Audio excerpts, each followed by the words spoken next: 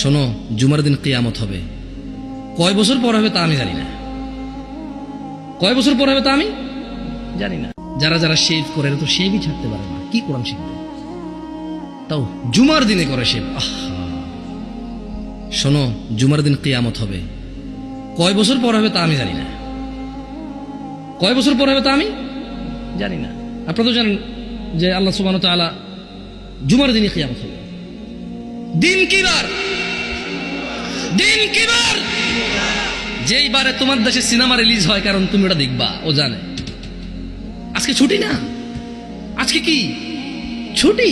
So cinema আজকে release হবে যাতে তোমরা সবাই যা দেখতে পারো। ওই দিন পৃথিবীটা ভেঙে চুরমার হয়ে যাবে।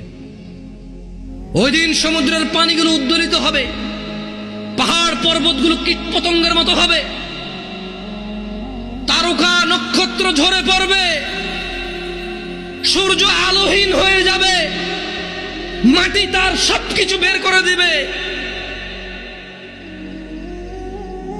ওই দিন তুমি সিনেমা দেখো ভাই।